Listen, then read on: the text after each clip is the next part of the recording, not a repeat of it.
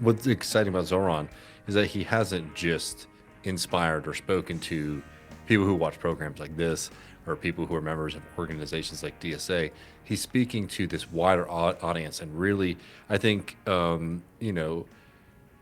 convincing people that politics is something that they can engage in to better their lives. And that might set us up here for this clip, because I don't want to make too big a deal out of this, because some people probably saw it on Twitter, but I got sent it by a few friends of mine. So not only did I see some of the arguments around this clip, a few friends of mine were sending me this, being like, "Oh man, has Zohran cooked? Has Zohran betrayed the left?" And I'm going to be here really quickly to say no, but I want to watch this clip and respond to it with Matt. But before we get there, do you want to add something? No, I think let's play the clip and then we can respond to this. So this is Zohran on a news program in New York. Decriminalizing misdemeanors? No, you can't find that on my platform because it's not there. So you say you don't agree with everything that they stand for, as you said right there, but where do you guys differ? And the context there for anyone who's not following, that's DSA, Democratic Socialists of America, is the they. And what things do they specifically have that you disagree with? Well, I think this was one question that was posed to me yesterday about the decriminalizing of all misdemeanors. That's not a position that I hold. That's not something that I will do. That's a point of difference. And I think what we see in our campaign is that we have an incredible coalition. It's also a coalition that has different thoughts and different views and different policy proposals, but it's united by one thing, which is that the most pressing crisis in the city is that of affordability. It's the most expensive city in the United States of America. And when I speak to endorsers, whether it's DSA or it's CWA that we were talking about earlier, there is the need to be in alignment on the major points of the campaign. Freezing the rent for rent-stabilized tenants, making buses fast and free, delivering universal childcare. But beyond that, I know that there will be points of disagreement because that's also what it means to be a New Yorker. And still, my platform is the one that you can find on my website. And without going through the whole list, do you agree, though, with things like expunging all drug convictions, raising the age of youthful offender prosecutions to 26 years old? The policies that I agree with, the policies that I'm running on, those are the ones that I've been speaking about for the last 10 months. And I think it's critically important for New Yorkers to know that these aren't just the things that I support, these are the things I want to be held accountable to. And my focus as it pertains to public safety has been about the crisis we face with the NYPD right now of about 350 officers leaving the department every month. When I started running, even when I was last here with you, I would talk about 200 officers. It's increased. And so often what we hear in politics from these other candidates is it's a desire as if to ignore that fact, that they can just will it away by talking about policing in the way that they have for years. I want to make sure we can keep our police on the force. And part of that is listening to them. And what they say time and again is, this forced overtime is a leading cause of many of them leaving the department. Do you plan, though, to go through and do things like expunging drug convictions? I mean, Matt, I want to hear your kind of top lines there, but I wanted to highlight one specific thing that he did note too, is that he said, I'm running on the things that I want to be held accountable for.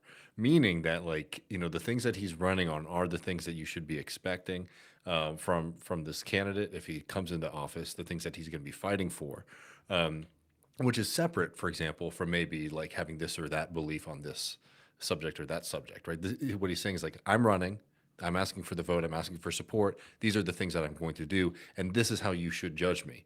Versus like if he's kind of running on everything, right? Then if you every idea out there, even the ones that aren't actionable by the office that he's actually running for. Yeah, which is a good point. Could you make that a little explicit for somebody who well, again, like a lot of these things are going to require, if not like at least city council, if not like state, like larger governmental decisions. A mayor, there's a limit to what a single mayor can do, and there's also a limited horizon to what you can do in one administration, and that you haven't even begun yet. So I think like the horizon of either what this office does and what's conceivable from this campaign and first term, I think is just, it's something that there's a reason why the media wants to focus on things that aren't immediately actionable like that. I think that's 100%. And also, basically, this has been the only kind of real line of attack from Cuomo other than the idea that I guess, Mamdani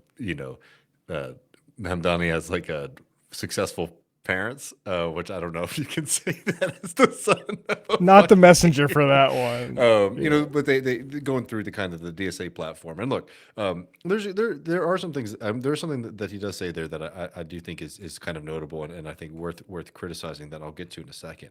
But the first one is that, like, you know, first of all, that DSA platform was initially passed as non-binding, which means it is non-binding.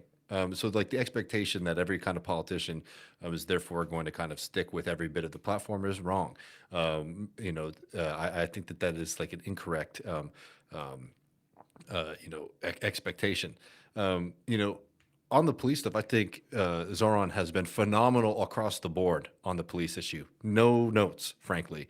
He has been somebody who I think has been very strong about wanting to root, you know, his tenure as mayor in a kind of civil rights, in a pro-human and a pro-people perspective. And he's somebody who I think very much wants to push back against the horrors that we see on a regular basis. And that means taking constructive decisions as to how to do that. And I think he's been very good at articulating what that looks like as mayor, and advocating for it. You know, and I think people are really trying to look for some kind of betrayal there. I just don't think it's kind of rooted in reality. But here's something that I do think, you know, you can, unless you want to add to that police point.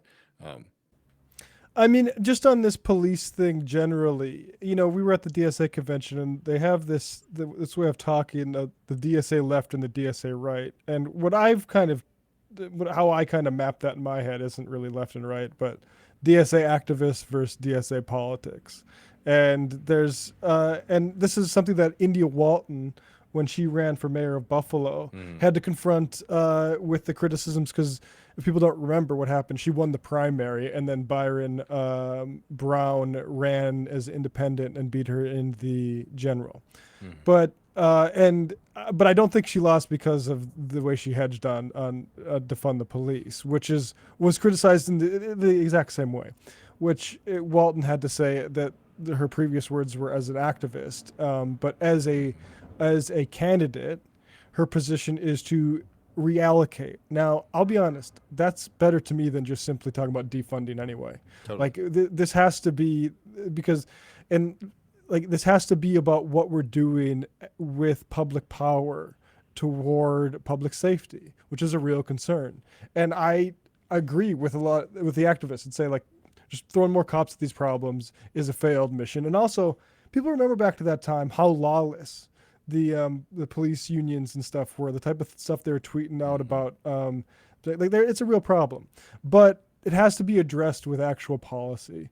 It's not just a situation where you take cops off the street and all of a sudden, you know, society, democracy flourishes. That's not the situation we're in right now.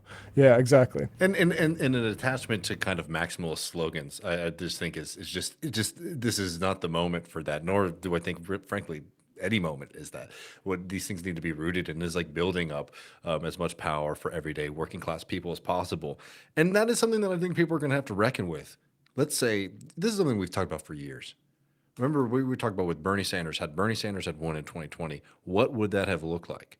Well, it would have been incredible in many ways. We would have been able to do a lot on day one.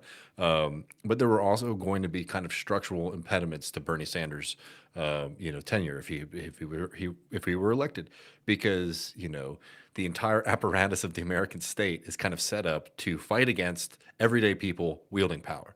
And what Bernie was going to have said, I think, was always correct. And I think most people didn't realize the actual like depth of the meaning behind the slogan of "Not Me, Us," was that like it was actually going to take like a regular amount of action, of participation in politics and participation in labor struggle, to be able to win the things that he was campaigning and running on.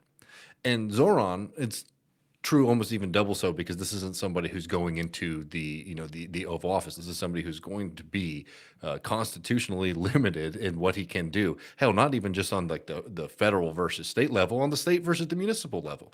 So what is that going to mean? It's going to mean that like there are going to be decisions that are going to have to be made to build up that power because that power does not exist right now, that we have, like an on the ground working class movement that is able to kind of like throw its weight around.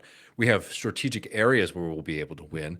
And I hope and, have been advocating that Zohran is somebody who will continue to push and make, New York into even more of a union town than it is, build working class power there. But these are things that will have to be constructed at the same time as having somebody in office, right? Which means that like Zohran is going to have to do things like negotiate and make deals with representatives of the capitalist class, right? And I think that he's been somebody who's been fairly good in his messaging about kind of uplifting and pushing for working class politics, but has shown that like, he's somebody who is going to be able to strategically act in the to the benefit of everyday folks.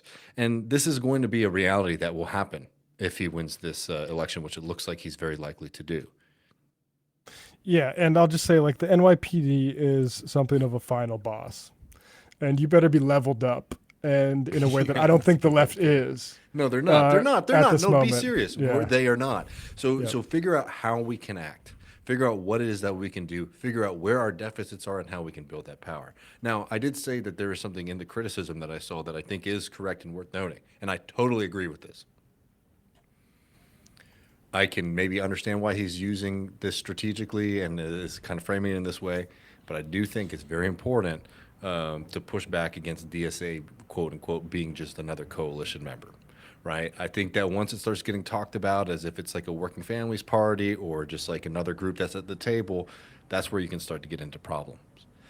This is something that we've talked about at length when it comes to relationship between the membership of the Democratic Socialists of America and elected officials. So that is a phrase that I don't like to hear at all. And I think that criticizing that and I think watching that is very reasonable. And I think that those are some of the metrics that we need to kind of make sure that we're holding people accountable and holding our, and holding the larger political movement accountable on. So is Zohran betraying the left? Not by a long shot. In fact, in many ways, Zohran is revitalizing the left and showing what a practical, pragmatic, and deeply rooted in the American radical tradition of civil rights, of democratic socialism, of the labor movement can do in 2025, and hopefully will inspire an entire reshift across the country of how the left operates politically, because we have had 5 years of the wilderness that have been a disaster for this political movement. And if people want to change the trajectory that we have been on, it's time to get really fucking serious.